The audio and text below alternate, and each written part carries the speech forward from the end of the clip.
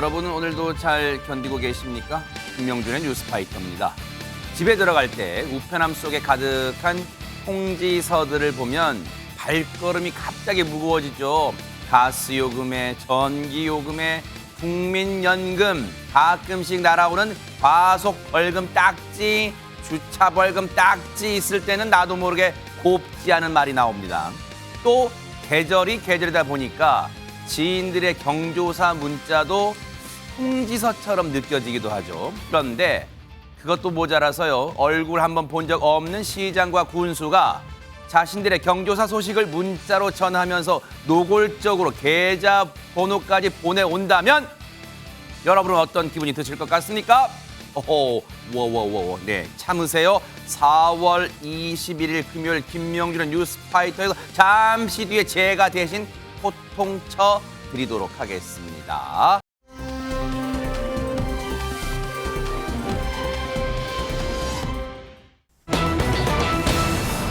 어제요, 많은 분들이 깜짝 놀랄 그런 비보가 들려왔습니다. 안진용 기자님. 네, 코미디언 겸 방송인 서세원 씨가 어제 향년 67세를 일기로 갑작스럽게 세상을 떠났습니다. 외교당국에 따르면 어제 오전 서세원 씨는 캄보디아 프놈펜의 한 한인병원에서 링거를 맞던 중 갑작스럽게 심정지 상태가 오면서 세상을 떠났습니다. 네. 현재 시 씨는 냉동 상태로 보관 중인데 필요시 네. 부검 등을 통해서 사인을 확인할 방침인 것으로 전해졌고요. 네. 왜 캄보디아에서 사망을 하게 됐는지 많이들 궁금해하시는데 네. 서세원 씨는 지난 2019년 12월부터 캄보디아로 이주해서 생활해 왔습니다. 이곳 교회에서 설교하고 기도를 해주는 모습이 포착되기도 했는데 현재 서세원 씨의 임시 빈소는 프놈펜 한 사원에 마련됐고요. 네. 캄보디아 한인회장을 역임한 아시아 한인회 총연합회 박현옥 부회장과 유족 등이 고인의 곁을 지키고 있습니다. 네.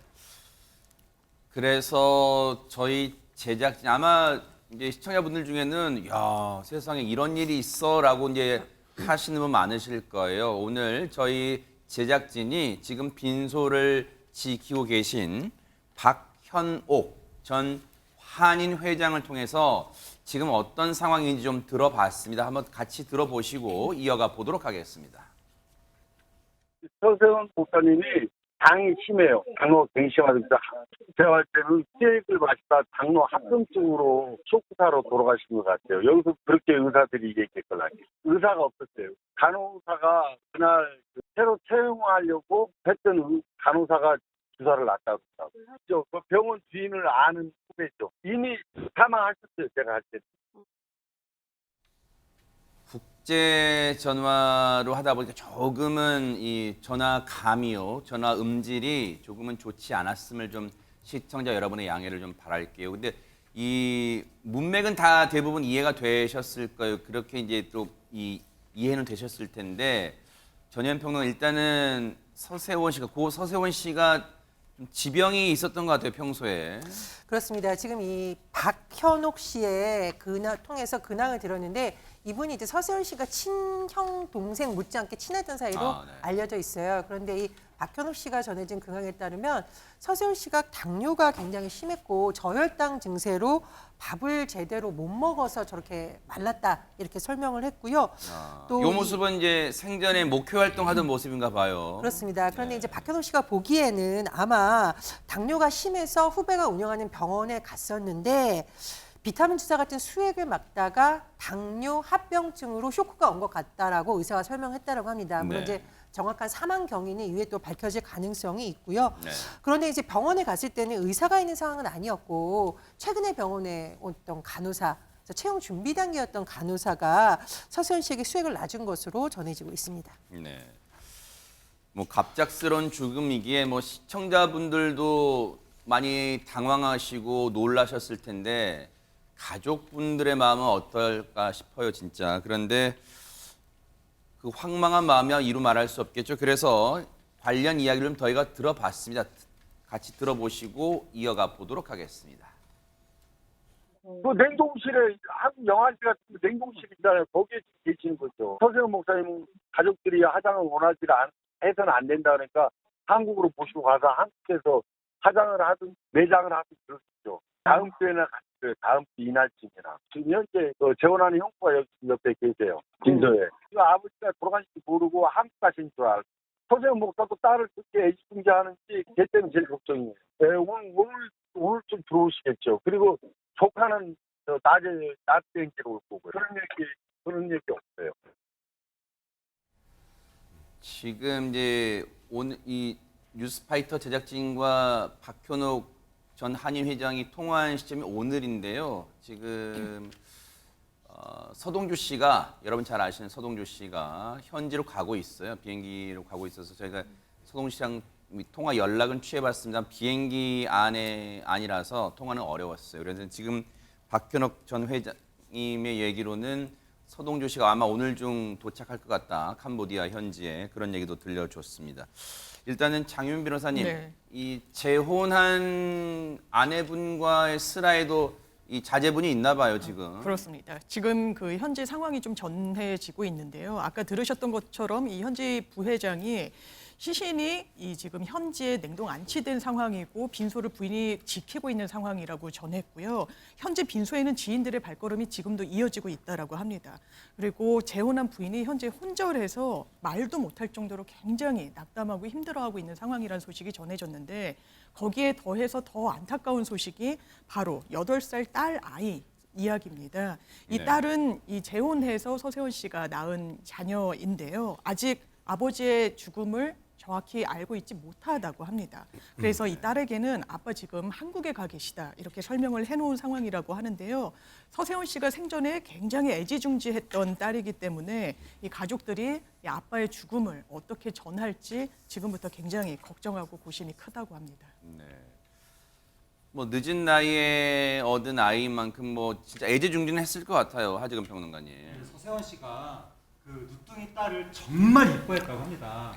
그래서 2019년에 당시 인터뷰하면서 얘기를 했었는데 2020년에 잠시만요. 저희가 요거 하나만 말씀드릴게요. 지금 우리 하재근 평론가님 마이크 상태 조금 고르지 못하니까 저희가 그걸 정비하는 사이에 저희가 그 얘기를 좀 해볼게요. 앞서 좀 안타까운 게 백성만 변호사님. 네.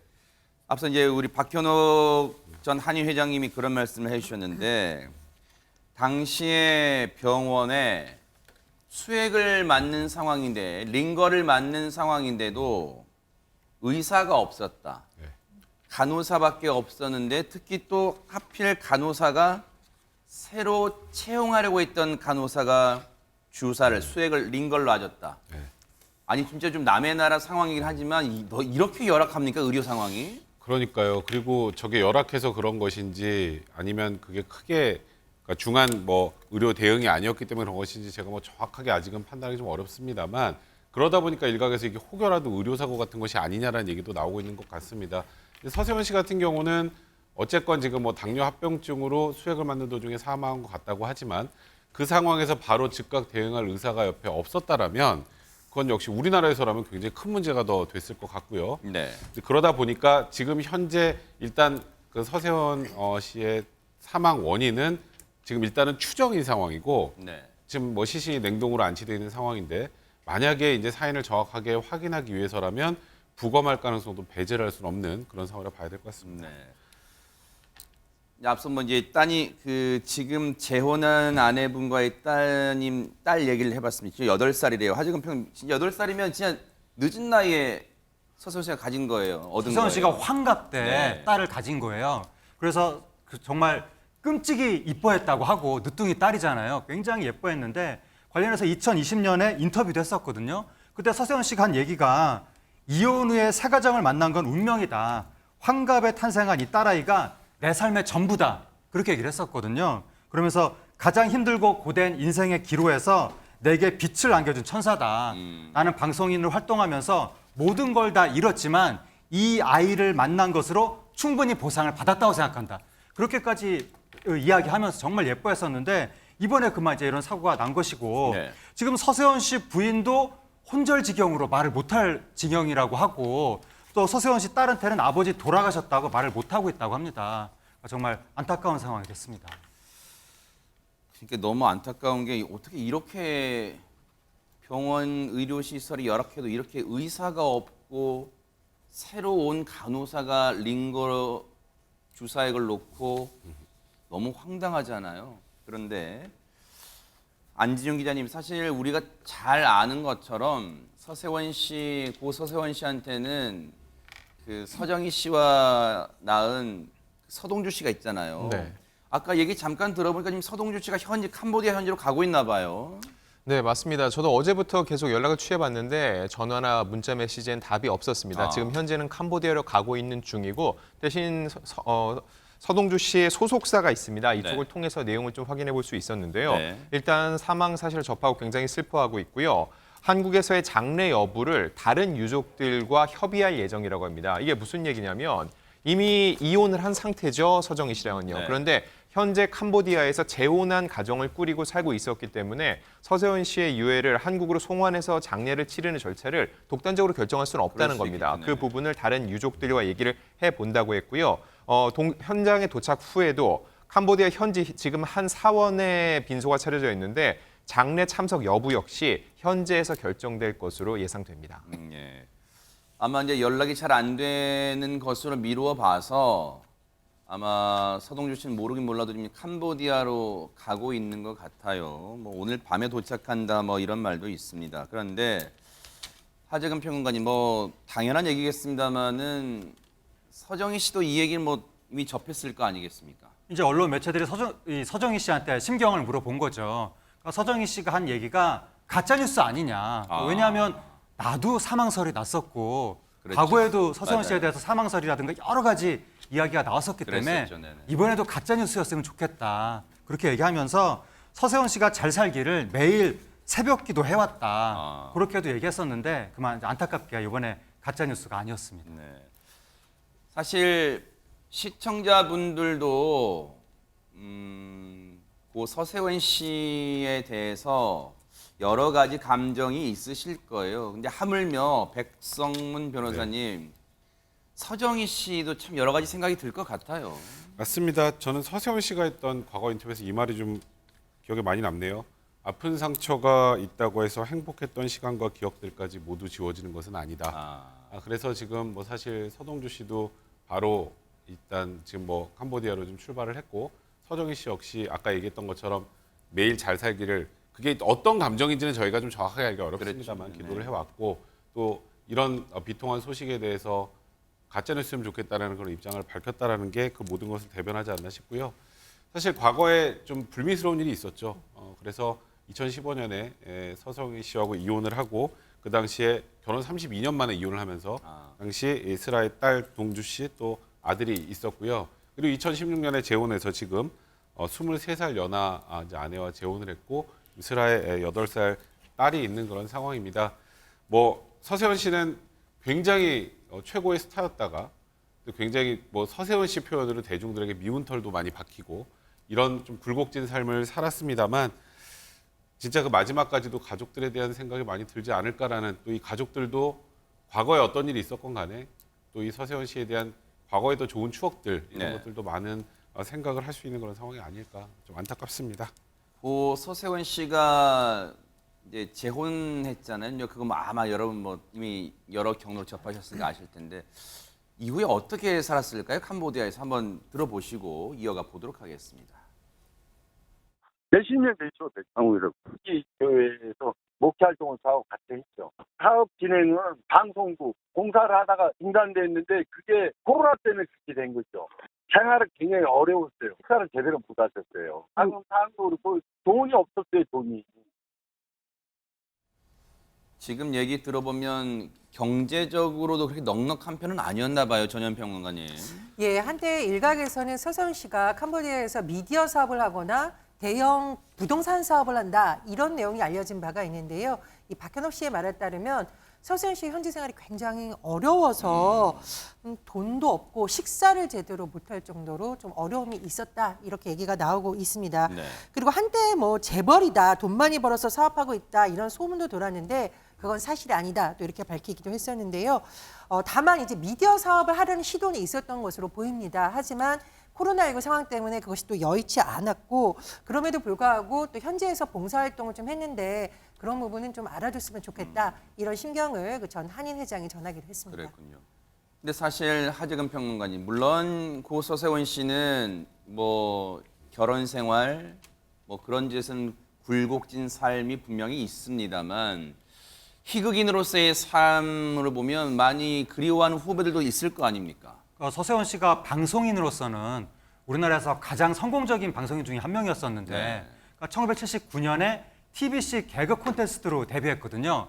그리고 1980년대 이제 개그맨으로 활동을 했는데 당시 1980년대 젊은 개그맨들이 우리는 몸으로 웃기는 코미디가 아니라 말로 웃기는 개그맨이다라고 하면서 하나의 흐름을 형성했는데 네. 그 개그맨들의 흐름의 최정점에 있는 인물 중에 한 명이 서세원 씨였고 당시에 뭐 선 넘고 물 건너 바다 건너서 이런 유행어도 만들었었고 그랬었죠, 네. 80년대 최고 개그맨이었다가 90년대에는 또 토크쇼 MC를 변신했거든요. 서세원 쇼를 진행하면서 그 이후부터 이제 개그맨 출신 MC들의 전성기가 시작이 됐던 것이고 네. 장장 20여 년 정도를 톱의 자리를 지켰던 거예요.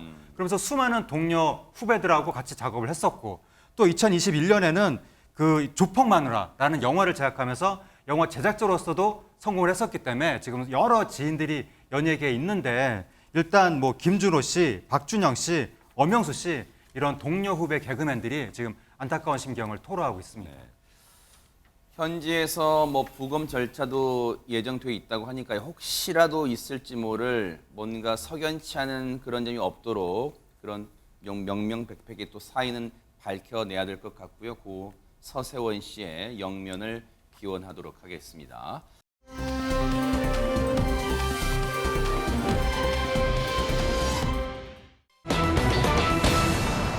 사람이요. 어디까지 잔인해질 수 있을까요? 지난해 부산에서 있었던 이 사건 여러분과 함께 진짜 공분해 보도록 하겠습니다. 전혜연 평론가님. 예, 지난해 5월 귀가하던 20대 여성입니다. 20대 여성을 한 남성이 발로 가격을 해서 폭행을 계속하고 그렇게 해서 의식까지 잃게 한 사건이 있었습니다. 그 참혹했던 사건 영상이 공개가 되었는데요. 같이 보시겠습니다. 새벽 5시에 이른 새벽 시간이고요. 오피스텔 건물 입구로 들어온 한 여성이 지금 보이고 있습니다. 그런데요, 얼마 지나지 않아서 검은 옷을 입은 남성도 따라 들어오고 있고요. 엘리베이터를 기다리는 여성 앞에서 갑자기 돌려차기로 여성의 머리를 이 남성이 가격했습니다. 여성이 쓰러진 후 발로 이 자기를 가격한 이 남성을 팔로 막아보려고 했지만 하지 못했고 의식을 잃은 상태인데 이 남성이 기절한 여성을 어깨에 메고 CCTV가 없는 복도로 데려갑니다. 그리고 7분 뒤인데요. 이 여성의 가방을 든 채로 유유히 현장에서 사라졌습니다.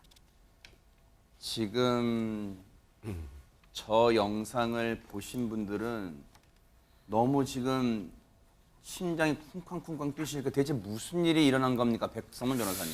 그러니까 당시에 사고가 터지고 저 잔혹한 장면도 굉장히 크게 논란이 됐지만 일면식도 없는 여성이라는 게 더 큰 논란이 커졌습니다. 그러니까 전혀 모르는 사이인 거예요. 그리고 지금 보셨던 것처럼 뒤를 안 보고 있고 지금 엘리베이터 쪽을 보고 있기 때문에 완전 무방비 상태입니다. 피해 여성 같은 네. 경우. 그리고 아까 거의 뒤돌려차기로 여성의 머리를 강타한 다음에 그리고 그 위에 쓰러져 있는 여성을 계속 머리 부분을 가격을 했는데 일단 지금 보셨던 것처럼 이 기절한 여성을 들쳐업고 7분 동안 CCTV 사각지대로 사라졌고 저 여성은 저 당시 상황을 전혀 기억을 못했습니다. 그러니까 그냥 완전히 혼절을 했는데 그러니까 전치 8주 이상 되는 정도의 아주 심한 외상을 입었고 뭐 아직 뭐 영부장애가 뭐 우려될 정도로 지금 오른쪽 다리 마비 거기다가 해리성 기억상실이라서 당시 정황도 전혀 모르고 있었는데 지금 아주 최근 아니고요. 저 피해 여성의 모습입니다. 이분이에요. 세상에. 지금 경찰을 통해서 본인의 그 폭행 당시의 상황을 CCTV를 본인이 보고 어머. 그때 상황을 처음 알게 됐을 만큼 충격이 컸었습니다. 세상에. 지금 저 영상을 보면서도 지금 제가 지금 손이 다 떨려오는데 저 가해 남성, 저 몹쓸 남성은 그러면 저 사건 직후 검거가 된 거예요, 하지금 평론가님? 예, 검거됐고요. 저 가해 남성이 아주 건장한데 네. 전직 경호업체 직원이라고 합니다. 그런데 하하. 강도 상해 등의 전과 사범이었다고 하고요. 인간이에요? 저 범행을 저지른 저 시점이 출소한 지 석 달째인 누범 기간이었다고 합니다. 세상에. 그런데 또 저렇게 범행을 저지른 것이고 저렇게 범행 저지른 다음에 자기 여자친구 집으로 도주를 한 거예요. 도주를 해가지고 검거 직전에 뭐를 했냐면 네. 부산 여성 강간 폭행, 부산 강간 미수 이런 단어들을 검색을 해봤다고 합니다. 아. 그러면서 검거한 다음에 조사할 때 범행 동기를 얘기했는데 네. 뭐라고 얘기했냐면 그 여성이 자신을 째려보는 것 같았다. 이런 식의 말을 횡설수설했다고 합니다. 자신이 저지른 천인 공노할 짓이 혹시라도 세상에 알려졌는지를 검색해 봤겠죠. 그런데 저 천인 공노할 사람 같지도 않은 저 악마 같은 사람도 아니죠. 저 악마 같은 인간! 그런데 당시에 이게 지난해 5월에 일어난 거예요. 검거 이후에 이게 재판까지 혹시 갔나요? 처벌은 어땠습니까? 장윤 변호사님. 그렇습니다. 재판까지 당연히 갔고요. 1심에서 형이 선고가 됐는데 살인 미수 혐의가 적용돼서 징역 12년형이 나왔습니다. 네. 근데 아까 영상에서 보셨다시피 거의 영구적으로 남을 수도 있는 장애를 이 피해자는 입게 된 거예요. 그러니까 온라인상에서는 이 12년형이 과연 맞느냐, 너무 솜방망이 처벌을 하는 것 아니냐라는 의견들이 상당히 많았고요. 검사가 당연하게도 양형이 너무 가볍다라는 이유로 항소를 했습니다. 그런데 이 가해 남성 본인도 항소를 했어요. 왜? 너무 무거운 형을 받았다라는 겁니다. 그러면서 이렇게 주장을 하고 있습니다. 나 살인미수 혐의로 재판받고 있는데 살인을 할 의도가 전혀 없었다. 게다가 그 당시에는 술을 많이 마셔서 기억나지도 않고 심신미약 상태였다. 그러니 가벼운 처벌을 해달라고 주장을 하고 있는 거죠. 거기에 한 발 더 나아가서 항소심 재판부에 낸 항소 이유서에는요. 아니 지금 나랑 비슷한 묻지마 범죄한 사람들, 다른 사람들도 많다. 그런데 죄명, 형량이 다 제각각이다. 그러니까 본인을 선처해달라고 주장하고 있는 겁니다. 항소심의 두 번째 재판이 바로 그제 19일에 열렸습니다. 지금 제가 치가 떨리고 손이 떨려서 말을 못 하겠어요. 백성문 변호사님, 일단 이거 여쭤볼게요. 일단 저 인간은 어디서 주워들은 건 많은 것 같아요. 뭐 무슨 전문 용어까지 써가면서 자기가 형량이 높다는 걸 지금 막 주저리저리 읊고 있는데 이게 인간이에요. 출소한 지 석 달 만에. 그런데 글쎄요, 이 전과가 있는 상황에서 경호업체를 들어갔는지는 모르겠습니다만, 아니면 경호업체에서 나와서 이 모든 죄를 저지른지는 모르겠습니다만, 강도상은 전과 사범이에요. 어떻게 저런 인간이 활보가 될 수 있어요? 참 저도 이 영상을 보고 할 말을 잃었었는데요. 근데 이제 이 사건에서 가장 중요한 건 조금 전에 우리 장윤 변호사님 설명해 주셨던 것처럼 1심에서 징역 12년이 나오면서 피해자가 이런 표현을 썼습니다. 제 목숨은 앞으로 12년 남았습니다. 아, 세상에. 그리고 나와서 복수를 하겠다라는 그런 심정을 여러 차례 드러내기도 했었고 내부에서. 근데 그러다 보니까 이게 처벌이 너무 미약한 거 아니냐. 이 정도 그리고 나와서 지금 이 피해 여성에 대한 복수를 다짐하고 있는 상황인데 이제 그러다 보니까 이제 여러 가지 고민거리들이 좀 생긴 겁니다. 재판부도 마찬가지고. 죄명이 아까 뭐였죠? 살인 미수였죠. 네. 처음에 경찰에서 검찰로 송치할 때는 중상해죄였습니다. 세상에. 중상해로 아마 송치가 됐다면 이거보다 훨씬 낮은 형이 선고가 됐을 어머, 어머. 것이고. 근데 살인 미수로 이제 지금 징역 12년이 선고됐는데 통상적으로 살인 기수가라 미수라면 저 정도 형이 그렇게 낮은 건 아닙니다. 근데 이 남성이 도대체 왜 그랬을까? 진짜 완벽한 묻지마 범죄였을까? 여기서 의문점이 생기는 거고요. 만약에 죄명이 아까 지금 성범죄를 의도로 한 죄로 변경이 된다면 더 중한 형이 선고될 수도 있기 때문에 항소심의 또 주요한 그런 쟁점이 될 수도 있는 그런 상황이 된 겁니다. 이 인간 보세요. 앞서 곳곳에 CCTV를 보면 골목에서부터 쫓아왔어요. 이 여성을 그 새벽 시간에. 그런데 그 오피스텔 입구 들었을 때 혹시 영상 보셨어요, 여러분? 이 인간이, 저 악마가 들어서자마자 어떻게 했어요? 여러분 보셨어요? 위를 봤어요. CCTV가 있는가 없는가 보세요. CCTV가 어디에 있는가 위치를 다 살핍니다. 이 여성은 무엇도 모르죠.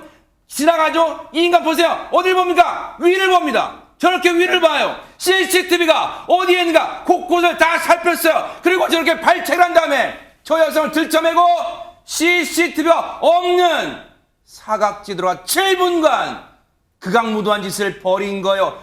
자, 이게 항소심까지 갔고요. 그제 2차 공판이 있었는데 2차 공판의 핵심은 뭐였습니까? 전현 평론가님. 2차 공판의 핵심 쟁점, 성폭력이 있었느냐 여부입니다. 지금 저 남성이 여성을 발로 가격하고 의식을 잃게 한 후 들쳐매고 CCTV 사각지대 찍히지 않는 곳으로 끌고 가서 7분 정도 있었던 것으로 좀 알려져 있는데요. 이 7분 동안 성폭행이 있었다는 것이 피해자와 검찰 측의 주장입니다. 네. 사실 이 성범죄 피해자가 먼저 공개하기 전까지는 저희가 이런 걸 방송에서 하기 조금 조심스러운 부분이 있는데 일단 피해자 측의 언니가 주장하는 내용은 네. 피해자 측의 입장을 담고 있기 때문에 저희가 이제 전해드리자면 크게 두 가지를 놓고 성범죄가 혹시 이 범죄의 동기가 아니냐를 의심해야 된다라고 주장하고 있습니다. 첫 번째, 언니가 이 피해자의 누워져 있는 병원에 갔을 때 병원에서 이 여성의 바지를 벗겼는데 속옷이 없었다는 겁니다. 오른쪽 다리에 걸쳐져 있었다라는 건데 이 여성이 병원에 실려간 동안에도 의식이 없었는데 본인이 자발적으로 이렇게 해서 가능성이 매우 낮다라는 것이고요.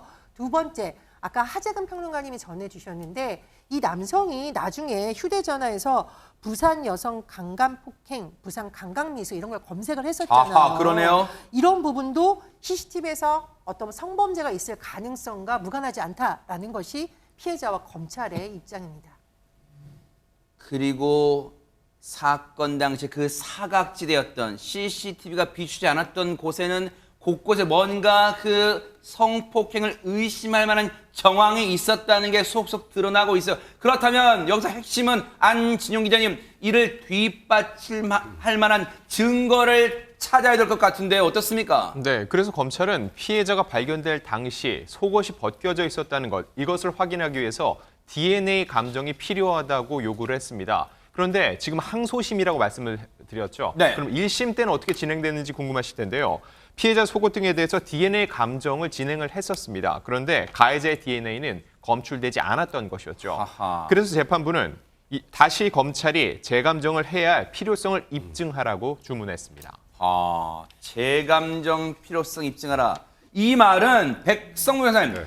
재판부의 저 말한 행간의 의미는 뭔가 재판부가 보기에도 성폭행 정황이 있었다고 합리적으로 의심할 만하기 때문에 그런 건가 어떻습니까 이건? 그러니까 저는 1심에서 조금 아쉬워요. 1심 재판부는. 아하. 재감정 필요성을 입증하라는 건 일단 기소는 살인 미수로 기소를 했죠. 네. 이제 성범죄와 관련해서 기소를 한 건 아닙니다. 네. 그러니까 지금 범행 동기와 관련해서 지금 성범죄를 저지르려는 의도가 있었던 것 아니냐라는 건 이제 검찰 측의 합리적 의심이었는데 첫 DNA 감정에서 아무것도 나오지 않았잖아요. 네. 그러니까 검찰에서 재감정을 요청을 했는데 1심 재판부 입장에서는 그 재감정이 왜 필요한지에 대한 입증을 하라고 한 거예요. 그래서 사실 더 이상 이제 감정을 하지 않았고 그래서 1심에서는 그냥 단순하게 살인 미수로 결론이 난 겁니다. 아하. 이제 항소심에서 근데 항소심 재판부는 조금 다르게 지금 보고 있어요. 아하. 왜냐하면 처음에 이 지금 천인공노할 남성이 이런 범행을 저지르고 여자친구 집에 도망을 갔을 때 본인이 검색한 게 있습니다. 네. 부산 뭐 여성 강간 폭행, 부산 강간 미수 뭘 검색한 걸까요? 하하. 보통은 본인이 한 행동을 검색하는 거 많습니다. 그러네요. 네. 그러니까 본인이 이 CCTV 사각지대로 살았던 7분 동안 무언가를 했을 가능성이 굉장히 높다라는 겁니다. 아하. 항소심 재판부도 이걸 주목을 했는데 여기에 이제 비공개로 증인 신문이 진행이 한번 되는데 굉장히 중요한 내용이 나왔습니다. 뭔데요? 이 피해 여성을 최초로 발견했던 오피스텔 입주민의 증인 신문이었는데 그래요? 그러면 이 피해 여성이 그 현장에서 딱 발견됐을 당시 어떤 모습이었느냐? 일단 상의는 갈비뼈 정도까지 올려져 있었고 바지는 골반까지 내려져 있었고 또 바지 단추도 다 풀려 있었다. 그럼 이 피해 여성이 지금 본인이 의식도 없는 상황에서 본인이 했을까요? 그렇지 않을 가능성이 굉장히 많겠죠. 그러니까 일단 1심 재판부가 성범죄 연루 여부에 대해서 너무 소극적으로 생각했던 것 같다라고 이제 재판부도 판단하고 네. 일단 공소장 변경을 하는지 여부를 떠나서 범행 동기가 단순 묻지마인 것과 성범죄를 목적으로 한 것은 완전 다릅니다. 아하. 형량이 훨씬 높아질 수 있어요. 그래서 항소심 재판부는 범행 동기가 성범죄인지 아닌지 정확하게 밝힐 필요가 있다는 판단 하에 DNA 재감정을 실시하기로 결정한 겁니다. 우리가 한 가닥 희망을 걸 부분은 왜냐하면 이 여기서 한 가닥 희망이라는 건요. 이 인간 같지도 않은 인간, 악마보다 더 악랄한 인간은요. 영원히 이 사회에서 영구 격리되게 해야 될 거 아니에요. 못 나오게 해야 될 거 아니에요. 여러분 그런 생각 드시잖아요. 빛을 못 보게 해야 될 거 아니에요. 지금 피해자분은요. 제 목숨은 12년 남았습니다. 이렇게 호소한다잖아요. 그 말은 뭐예요? 12년 뒤에 이 극악무도한 인간이요. 복수를 지금 공언했다잖아요. 나가서 복수하겠다고. 얼마나 지금 두려움에 떨겠어요. 그렇다면 한 가닥 희망은 우리의 진전된 과학기술, 과학수사를 통해서 DNA를 검출해내야 될 거 아닙니까? 차민 변호사님. 그렇습니다. DNA가 나온다면 완전히 사건의 국면은 또 달라지는 부분이 있죠. 단순 살인 미수가 아니라 성범죄를 저지를 목적으로 여성에게 접근했다고 보는 게 맞습니다. 그리고 강간 혐의가 더해질 겁니다. 그렇다면 어떤 형을 받을 것인가? 지금 살인 미수 혐의로 1심에서 12년형을 받았잖아요. 그런데 성범죄 혐의까지 더해진다면, 그리고 DNA가 검출되면 이건 직접 증거라고도 볼 수 있습니다. 그러면 최대 무기징역 선고가 가능할 거라는 게 법조계의 중론이고요. 만약에 낮은 형을 받더라도 최소 20년 이상형은 불가피해 보입니다. 정말 극악무도하다는 이 표현 진짜 방송이기 때문에 이거 더 진짜 악랄하다는 것을 밝혀내고 싶은데 말하고 싶은데 앞으로의 재판 그럼 어떻게 진행이 될까요? 백성문 변호사님. 일단은 저 DNA 재감정하는 것에서 무언가 나오는 게 일단 최선이겠죠. 이제 그 과정은 당연히 필요할 것 같고요. 그리고 이제 아직 이제 증인신문을 하지 않았던 피해자 가족들 같은 경우 증인신문하는 이유는 형량을 결정하는, 그러니까 양형에 관련된 참작할 사유가 있는지 여부와 관련된, 그러니까 이 양형 참작이라는 건 안 좋은 쪽이겠죠. 이 피고인 입장에서는. 그래서 이제 거기에 대한 증인신문이 있을 것 같고요. 그 다음에 현장에 출동했던 지구대 경찰관의 또 진술이 필요하니까 네. 다시 한번 또 확인을 하려는 것 같습니다. 그리고 일단 지난 13일부터 온라인을 통해서 이 아까 말씀하셨던 극악무도한 이 가해자에 대한 엄벌 탄원서 지금 온라인을 통해서 모집을 하고 있는데 일주일 만에 무려 5만 5천여 명이 서명을 했습니다. 이런 마음들도 재판부에 좀 닿길 바랍니다. 그러니까요. 왜 피해를 당한 사람이 두려움에 떨면서 오므리고 자야 됩니까? 제발 그런 사회 되지 않게 여러분의 힘도 모아주시기 바랍니다. 정말 분노가 치미는 그런 사건인데요. 이 사건은 계속해서 뉴스파이터가 따라붙어 보도록 하겠습니다.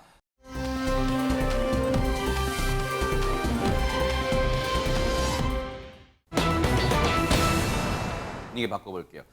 사실 경조사 요즘 뭐 이 문자 뭐 톡으로 많이 보내잖아요. 근데 사실 친한 사람인 경우는 별로 고민 안 해요. 그런데 정말 애매한 사람이면 조금 뭘 따져보자. 내가 이분한테 얼마 냈더라 뭐 이런 거 따져보기도 하는데, 그런데 하재근 평론가님 이 사람들한테 뭔가 딱 날아왔다면서요.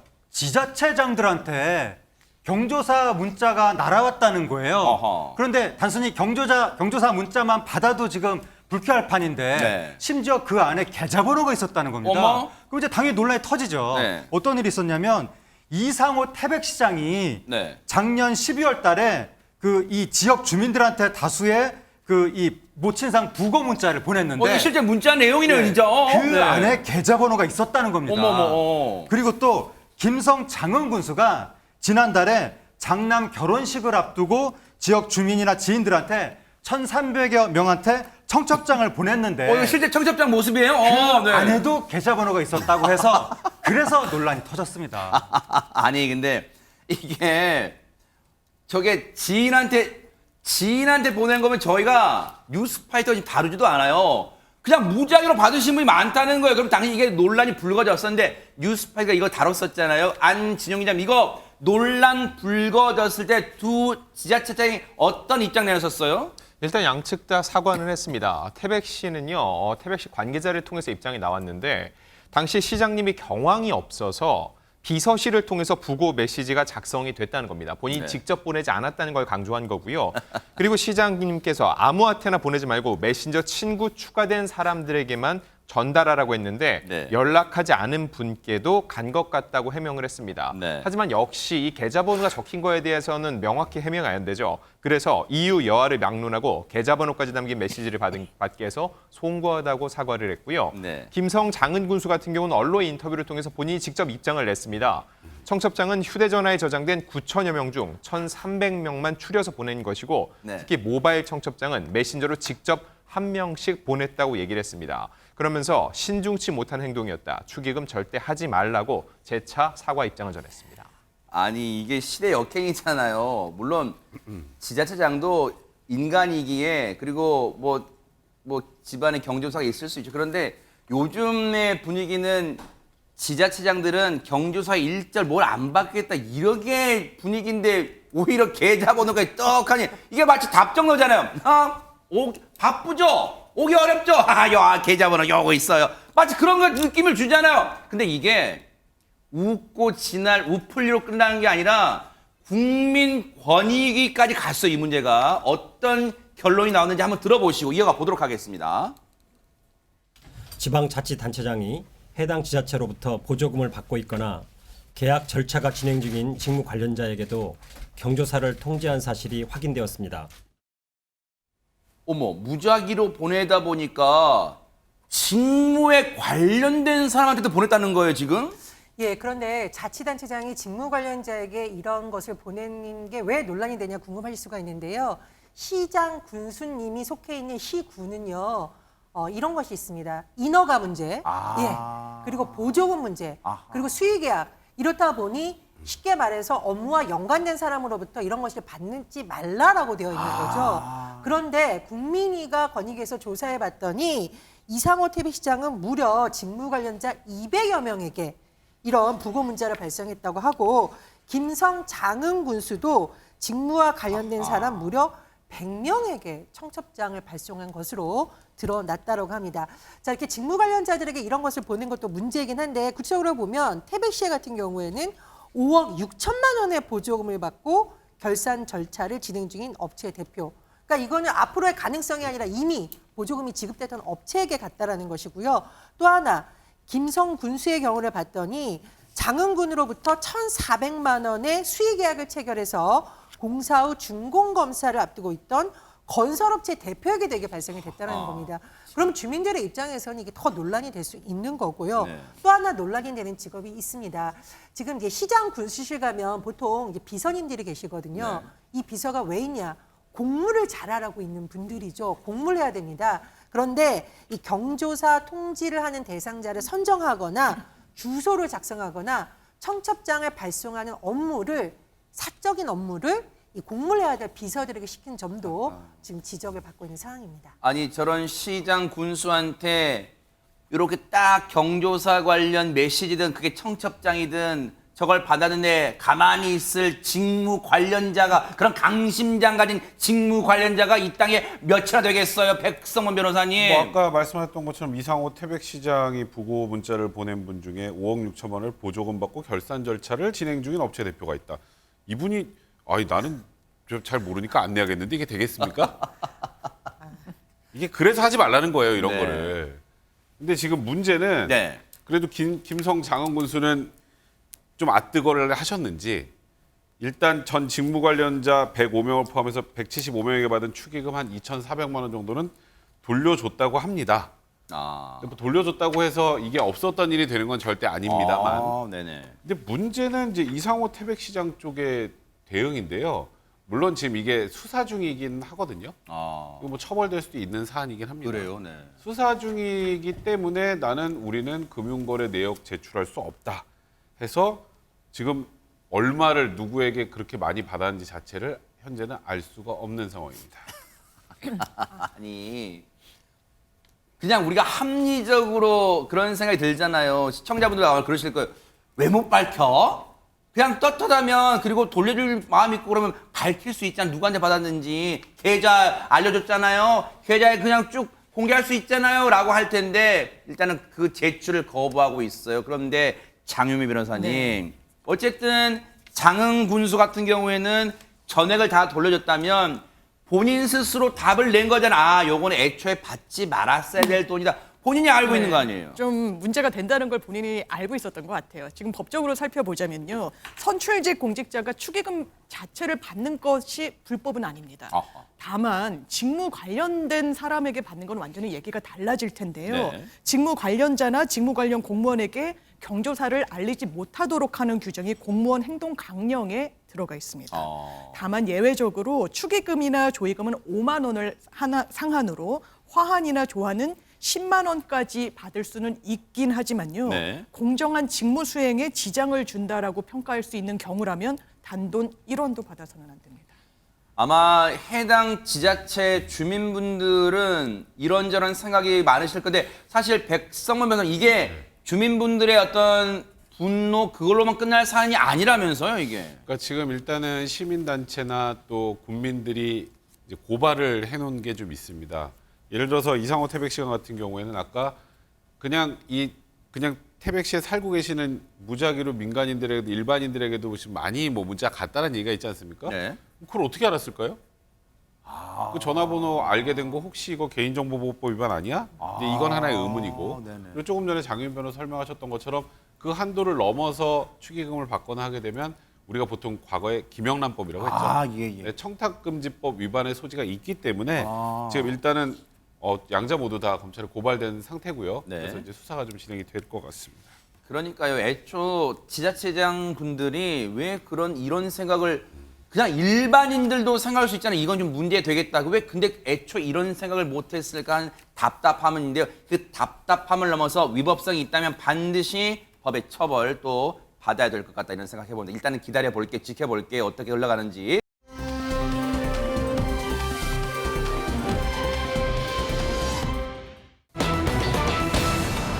분위기 바꿔볼게요. 여러분 혹시 영화 범죄 도시 보셨었는데 거기 보면 참 보시는 분들 막 치를 떨게 분노 일으키는 그 악당들의 막 그 소행이 있잖아요. 근데 그게 현실에서 벌어졌대요. 일단 영화 속 장면부터 보시고 이어가 보도록 하겠습니다.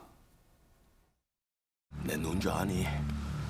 돈 받으러 왔는데 뭐 그거까지 알아야 되니? 뭐야 이게?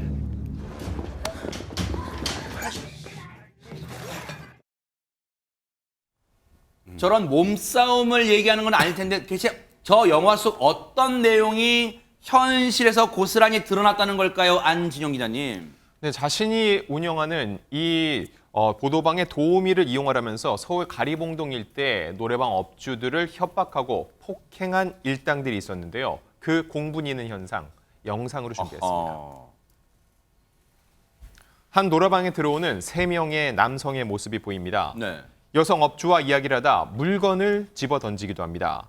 그리고 심지어 어머. 이 남성들은 이 여성 업주의 머리채를 붙잡고 어머머. 폭행까지 이어갑니다. 아이고. 자신들이 운영하는 보도방 도우미들을 쓰지 않았다면서 노래방 업주들을 협박하고 폭행하는 조선족들의 모습입니다.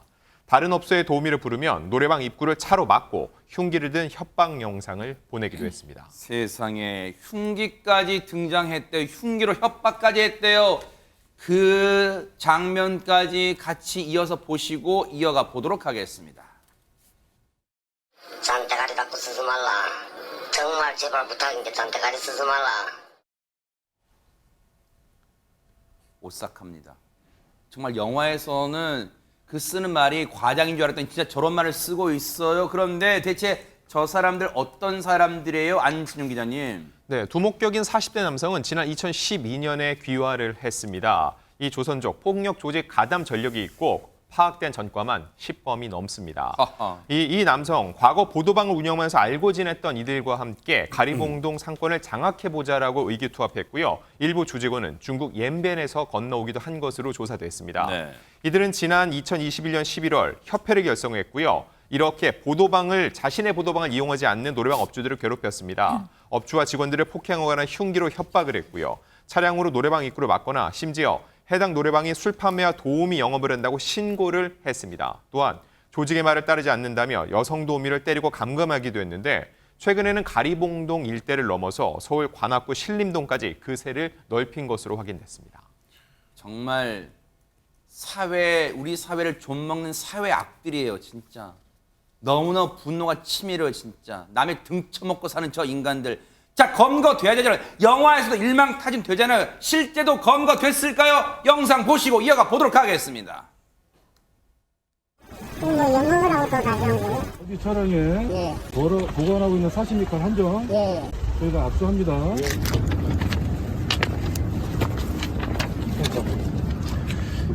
이거는 제가 딱지 뜯을 때 쓰는 용이라고 지난번에도 말씀드렸습니다. 그래서 풀도 못했고요. 본인거 맞으시죠? 예, 맞습니다. 저희가 예, 아싸, 예. 글쎄요. 저 일당들 아주 천연덕스럽게 자기 흉기 맞냐고 하니까 네 맞습니다 하고 그냥 아주 뭐 예상했다는 거예요. 그런데 다 일망타진 된 걸까요? 백성문 변호사님. 일단은 일망타진된 것 같습니다. 두목격인 저 40대 남성을 포함해서 관리책 등으로 활동했던 4명은 이제 구속 송치가 됐고요. 이제 5명은 좀 불구속으로 송치가 됐는데 뭐 일단은 조직폭력이잖아요. 조직폭력배잖아요. 그러니까 범죄단체 조직죄하고 업무방해죄, 감금, 강요, 공갈 또 아까 여러 가지 폭행 아마 죄명은 무수히 많을 것 같습니다. 일단은 지금 저 사람들이 마약을 유통하거나 하진 않았는데 네. 저 상인들한테 공포감을 주기 위해서 어떤 행동을 했는지 아세요? 뭘까요? 저희 가서 협박을 하고 저렇게 난동을 부리는 저런 조직원들이 마약을 먹고 갑니다. 어머 세상에. 통제가 안 되잖아요. 네. 그러니까 마약을 유통시켜서 판매해서 본인들이 수익을 얻을 목적이 아니라 오히려 저기 있는 상인들을 공포감을 더 심어주기 위한 목적으로 마약 보용까지 해서 4명은 마약 투약 혐의까지 입건이 됐습니다.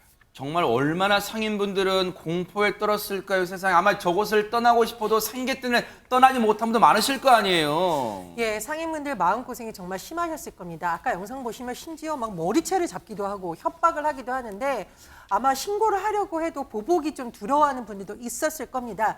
그런데 이번에 이렇게 경찰이 일망타진해서 상인들이 지금 이렇게 플래카드를 거셨다고 아이고. 합니다. 서울청 형사님들의 노고에 감사한다는 내용인데 공갈, 협박, 폭력 단속해 주신 거 어머, 어머. 감사하다는 내용이다라고 합니다. 가리봉이 더 안전하게 됐다 이런 마음을 전하셨는데요. 정말 우리 마동석 같이 활동하신 분들께 어머, 진짜네요. 큰 박수를 보내드립니다. 영화에서도 그 마동석 형사가 주민 상인분들을 설득하잖아요.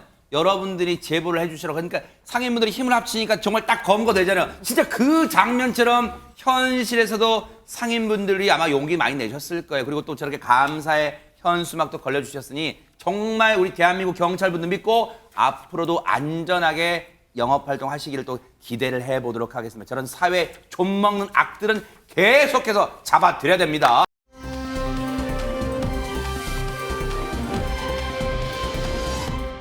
그런가 하면 금은방 운영하시는 부부가요 겪은 황당한 사건이 있대요. 세상에. 안진용 기자님. 네, 바로 어제입니다. 광주 서구의 한 금은방에서 벌어진 사건입니다. 영상이 준비됐는데요. 그런데 이 영상 끝까지 잘 보셔야 됩니다. 세상에. 두려워요 벌써. 네. 앳된 얼굴의 두 여성이 금은방을 찾았습니다. 이 여성들 팔찌와 목걸이 등을 착용해보며 액세서리를 고르는데요.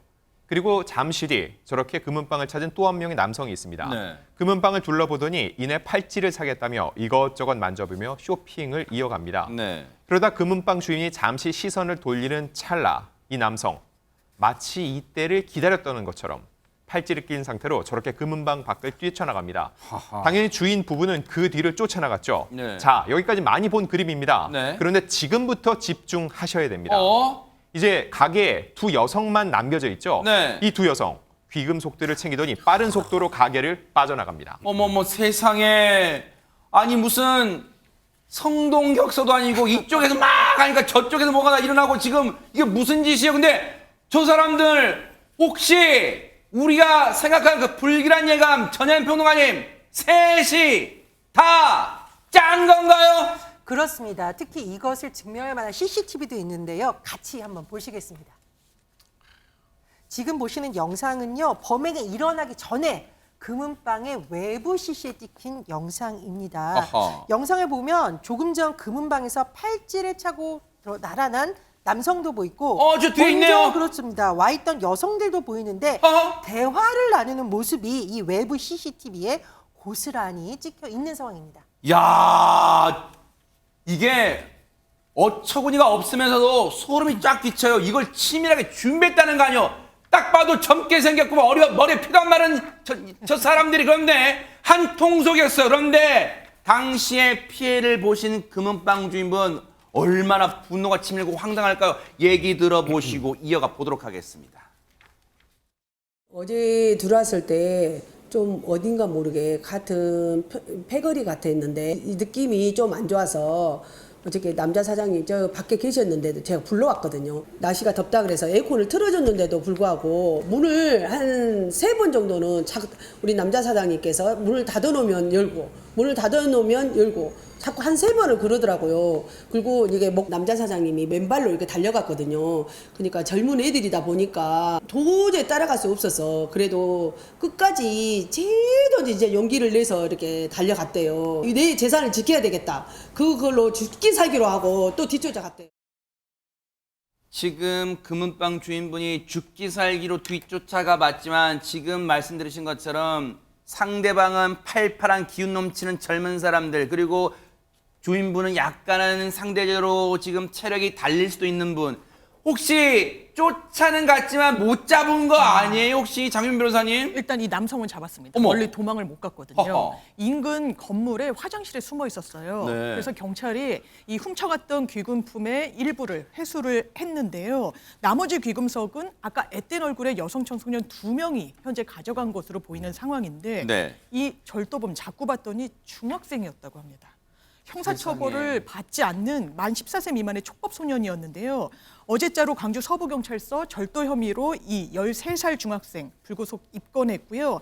아직 잡히지 않는 공범 2명과 함께 금은방에서 금팔찌 등 시가 1,800만 원 상당의 귀금속을 훔쳐 달아난 혐의 받고 있습니다. 세상에, 우리나라가 지금 어쩌다가 이렇게 됐습니까?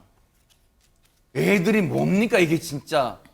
어쩐지 영상으로 봐도 머리에 피도 안 마른 것들이라고 생각했는데 어쩌다가 지금 이 나라가 대한민국이 이렇게 됐어요. 정말 피해를 보신 금은방 주인분도 저 가해자들의, 저 절도범들의 나이를 듣고 억장이 무너졌답니다. 한번 들어보시고 이어가 보도록 하겠습니다. 갖고 보니 중학교 1학년이라는 게 너무 황당하고 진짜 어디다가 말을 해야 될지 모르겠고요. 가슴이 지금도 생각하면 너무 떨리고요. 우리 경기도 어렵고 힘들고 그러는데 경찰분들이 빨리빨리 그게 잘 처리를 해서 우리 하루빨리 이게 돌려줬으면 좋겠습니다. 세상에, 지금 2명은 추적 중인데 세상에, 하재근 평론가님, 그런데 일단 저 남자는 잡았잖아요. 근데 그걸 남학생을 조사해 봤더니 또 뭔가가 나왔다면서요. 네, 저 남학생이 일단 이제 조사할 때 자기가 생활비 마련을 위해서 범행했다 이렇게 주장했다고 하는데, 근데 조사를 하다 보니까 저 금은방 사건을 일으킨 게 4월 20일이거든요. 네. 근데 바로 그 전날 4월 19일에도 그 이륜차를 훔쳤다가 경찰에 붙잡힌 전력이 있었다고 합니다. 바로 하루 전날에도 사건을 저질렀던 것이고, 그때 4월 19일에 풀어줬는데 바로 하루 만에 저런 사건을 또 저지른 거예요. 그래서 경찰이 지금 같이 범행한 공범 여성 청소년 2명 있잖아요. 그 2명을 쫓고 있습니다. 이거는 백성문 변호사님, 이거 결코 가볍게 넘길 수 있는 사안은 아닌 것 같아요. 근데 참 이런 사건이 터지면 또다시 얘기가 나올 것 같습니다. 촉법소년 연령을 또 낮춰야 되는 것 아니냐. 늘 나오는 얘기죠. 요즘에 이제 좀 범죄를 저지르는 아이들의 나이 연령대도 좀 낮아지고 발육도 다르고 그러다 보니까 이런 문제가 있다고 하는데, 촉법소년이라고 하더라도 형사처벌은 못하지만 보호처분으로 소년원에 보낼 수 있습니다. 네. 저는 전날 이륜차 훔치다 걸리고 아무 죄의식 없이 다음날 또 저런 행동을 했다는 건 지금 그냥 풀어줘선 교화가 전혀 될 가능성이 없고 아마 또 저럴 겁니다. 네. 그러니까 내가 한 행동이 정말 크게 잘못됐고 내가 이런 행동을 하면 촉법이라 형사처벌 안 받을지 몰라도 어떤 방법으로든 뭔가 내가 이런 일을 하면 이렇게 되는구나라는 건 좀 깨우치게 해줘야 될 것 같고, 저는 여기 이제 금은방 그 대표님 입장에서 정말 좀 안타까울 것 같긴 한데요. 일단은 그 절도를 한 저 중학생의 부모님한테 이론적으로는 배상을 받을 수 있습니다. 네. 근데 과연 지금 저 아이가 지금 저런 행동을 하고 있는데 정상적인 가정이 아닐 가능성이 매우 높아서 아하. 현실적으로 피해 배상을 받는 게 쉽지 않을 것 같다는 것이 좀 안타까울 뿐입니다. 분노는 치밀지만요, 저 아이들에 대해서 교화될 수 있도록 애써야 되는 것도 나라가 할 일이에요. 국가가 할 일입니다. 이거 국가가 이 책무를 져버리면 안 돼요. 단순히 처벌만이 능사는 아니니까 이런 부분까지 국가가 다 나서야 되지 않을까, 그런 생각을 해봅니다. 너무너무 분노가 치밀는 그런 사건이었습니다.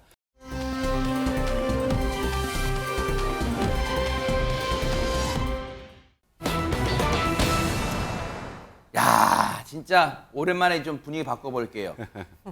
이렇게 우리나라가 정말 분노만 치미는 사건이 있는가 하지만 이렇게 따뜻한 얘기도 있는데, 혹시 백성문 변호사님, 네. 요즘 짜장면 한 그릇 얼마인지 아세요? 짜장면 한 그릇 아주 좀 저렴한데 보통. 하면 5천 원이 좀 넘고 네네. 평균 한 6천 원에서 많으면 8천 원, 9천 원, 만 원까지도 가더라고요. 아 맞아요. 네. 그래서 예전처럼 뭐 70년대 짜장면 한 그릇에 100원으로 시작했었는데 제가 보고도 믿기지 않는 메뉴판을 한번 발견을 했습니다. 네, 뭘까요? 보여주실래요? 네. 짜장면이 네. 2,000원.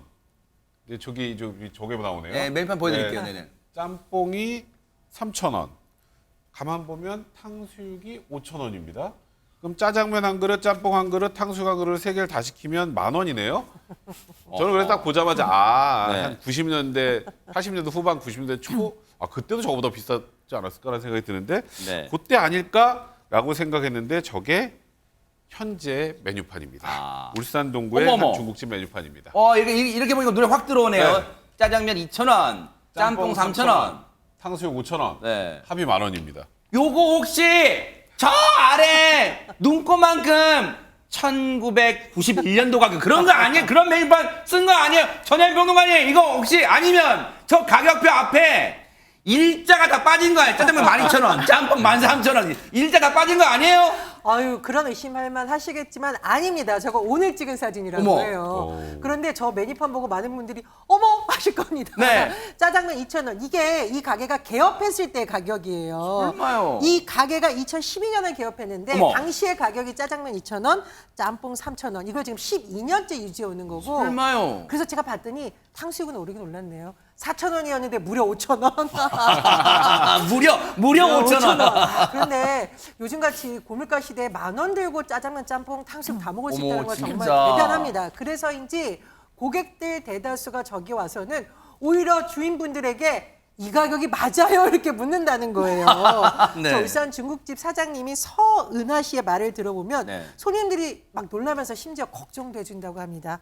이거 이렇게 파서 남는 게 있어요? 라고 하는데 어쨌든 이 주요 고객층을 분석을 해보니까 노년, 어르신들이 많고 학생들이 많다고 하고요. 무슨 메뉴를 가장 많이 시키냐 이렇게 파악을 했더니 다른 메뉴도 많지만 가장 값이 싼 짜장면, 아유. 짬뽕이 가장 많이 팔린다고 합니다. 근데요, 지금 저게 저희 제작진에게 보여주시기 위해서 따로 찍은 건 아니시겠지만 짜장면 보여줘. 짜장면 양이요. 대박 사건이에요. 지금 보통 가격이니까 곱빼기가 아니라 보통일 거 아니에요. 와, 대박 사건. 뭐 또 많이 들었어요. 이것저것 많이 진짜 버섯도 들고 많이 들었어요. 탕수육도 보세요. 진짜 한 4-5개만 넣고 5,000원 받는 게 아니라 진짜 많아요. 일반 짜장면집에 탕수육 개수만큼 더 많기도 해요. 저게 5,000원이래요. 대박 사건. 근데 어떻게 이게 이 가격이 가능할까? 혹시 이 짜장면 업주분이요. 세월이 변한 물가 오른지 모르는 거 아닐까요? 얘기 한번 들어보시고 이어가 보도록 하겠습니다. 이제 우리가 배달 장사에서 돈을 열심히 모았어요. 건물을 사고 나서 홀 장사만 하면서 이제 가격을 싸게 팔게 됐거든요. 우리 아저씨가 이제 어릴 때 워낙 가난하게 살고 이래갖고 짜장면 너무 먹고 싶었는데 못 먹었대요. 뭐 노인분들이나 뭐 학생들 이렇게 뭐 돈 잘 얻고 이런 분들 그냥 아무 부담 없게 먹을 수 있게 판다 하더라고요. 그걸 팔기 시작했는 게 지금까지 왔어요. 당시에 처음 시작할 때는 그때가 짜장면 4,000원 이랬었거든요. 예, 그러니까 반 가격에 이제 팔기 시작했는 건데 그 사이에 이제 뭐 물가가 오르면서 이제 계속 바뀌었는데 안 바뀌고 계속 갔는 거죠. 저희는 일단은 뭐 인건비가 적게 나가고요. 우리 아저씨랑 저랑 둘이서 이제 힘든 일은 다 하고 홀 이모만 쓰니까 인건비가 적게 나가고 월세 안 나가고 이제 우리가 좀 적게 남고 이렇게 팔고 있는 거죠. 사실 여러분 짜장면 하면요.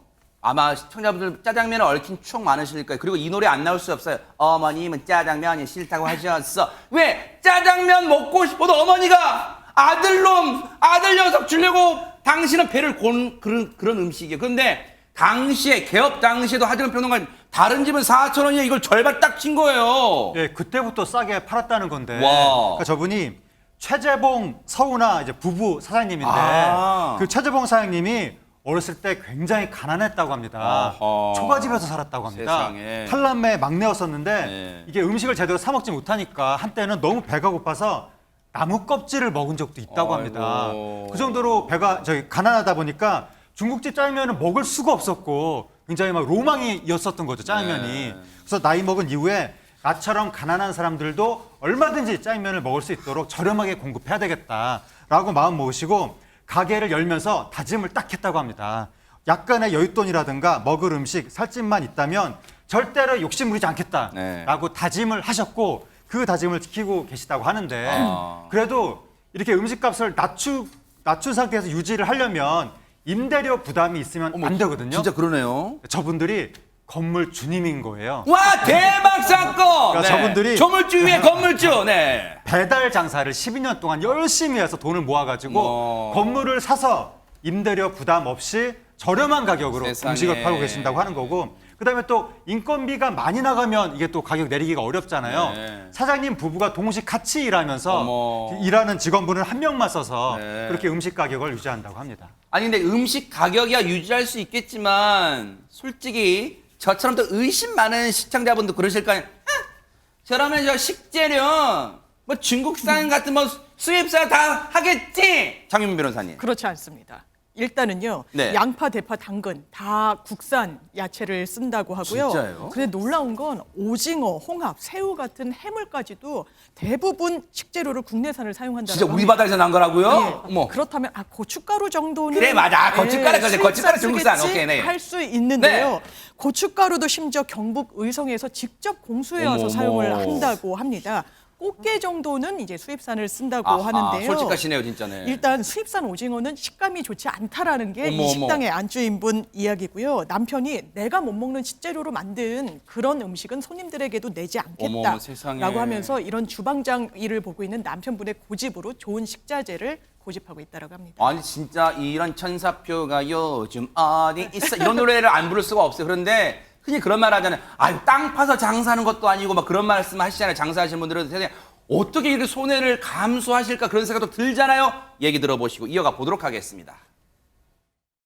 크게 돈은 못 벌고요. 그냥 이제 뭐 우리 먹고 살고 애들 뭐 공부시키고 장가 보는데 지장 없을 정도 그 정도는 이제 근데 일하는 걸 비해서는 솔직히 많이 안 남죠. 작년부터 한 달에 한 번 쉬거든요. 그 전에는 한 달에 한 번도 안 쉬었어요. 그래야지 이게 뭐가 돌아가니까 적게 남으니까 애들은 올리라 하지 엄마 아빠 힘드니까 아빠 고집이 뭐 말을 안 듣네요. 그러니까 지금 50세시니까 더 나이 들어서 이제 이거 체력 유지가 안 되고 힘들면 이제 그때는 이제 가격을 올리고 좀 적게 파는 방향으로 하는데.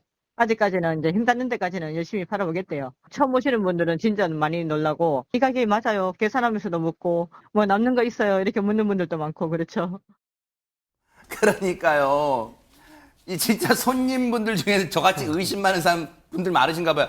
이거 진짜 이 가격 맞아요. 따로 뭐 별도의 가격 이 청구하는 거 아니에요. 그런 분들 많다는 겁니다. 안진영 기자님. 근데 앞으로도 진짜 안 올리실까요? 진짜로? 이거에 대해서 아내분은 불만이 없을지 단도직입적으로 물어봤는데 네. 불만이 없다고 합니다. 어머. 왜냐면 남편과 본인이 생각하는 뜻이 비슷하다는 거죠. 주변에 밥 굶는 사람 없게 하겠다는 건데 두 사람이 1971년생으로 동갑내기입니다. 고등학교 때부터 사귀어서 지금까지 이렇게 해로를 하고 있는데 네. 또 슬아에 아들 하나 딸 하나 두면서 다복하게 살고 아유, 있고 세상에. 최근에 아들은 결혼까지 시켰다고 어머, 합니다. 어머. 이들 부부가 이렇게 유지할 수 있는 이유 특유의 성실함입니다. 네. 아침 7시에 일어나 새벽 2시까지 일한다고 어머 하고요. 세상에. 한 달에 한 번 쉬는데 그나마 많이 늘어난 거고 예전에는 1년에 설, 추석, 명절과 여름휴가 딱 3일뿐이었다고 해요. 아무래도 재료가 이 채소값이 오르니까는 가격 올리는 거 아니냐는 질문에 대해선 그렇다고 채소값 내리면은 짜장면값 내리냐? 그렇지 않으니까 올릴 이유도 없다고 얘기를 했고 이윤이 10원에서 1원으로 줄면 더 열심히 해서 9그릇 추가로 팔겠다고 얘기를 했는데 아까 그 메뉴판에서 저희가 놓친 게 있는데 제가 메뉴를 찾아낸 게 있습니다. 네, 뭘까요? 메뉴판 맨 아래 보면은 네. 물, 커피는 셀프라고. 지금 보이시죠? 저 얘기는 무슨 얘기냐? 커피를 그냥 준다는 겁니다. 원래- 그러네요. 그렇죠. 어머. 왜냐면은 보통 사람들이 이렇게 짜장면 먹은 다음에 입가심을 한 잔 마시고 나가는데 셀프 직접 뽑아가세요. 저 무료라는 얘기거든요. 소위 말해서 이런 분들은 돈줄 내러 가 드려야 됩니다. 와 대박 사건. 아니 진짜 매일 누리신 게 저는 그냥 물 셀프라는 게 그냥 직접 가서 드신다 그것만 생각했지. 커피도 셀프라는 건 커피가 공짜라는 거잖아요. 세상에 어떻게 이런 천사분들이 계실까 하는 생각도 들어요. 정말 안진용 기자님 말씀처럼 정말 이분들을 생각하시고 응원하신다면 한번 좀 주말에 이제 내일 주말이니까 한번 시간 내서 짬 내서 한번 짜장면 꼭 한번 드시러 가보시는 것도 좋을 것 같습니다. 저 두 분께 정말 저희가 감사의 박수를 보내드립니다. 두 천사 부부께 감사드립니다. 보고 계십니까? 대박 사건. 네, 안녕하십니까? 김명준입니다. 여러분과 함께하는 뉴스파이터. 다양한 소식과 뉴스를 보고 싶으시면 화면 오른쪽을 꾹 눌러 구독해 주시길 바랍니다. TV로도 유튜브로도 여러분께 한 발 더 다가가겠습니다. MBN 뉴스와 뉴스파이터를 사랑해 주셔서 고맙습니다.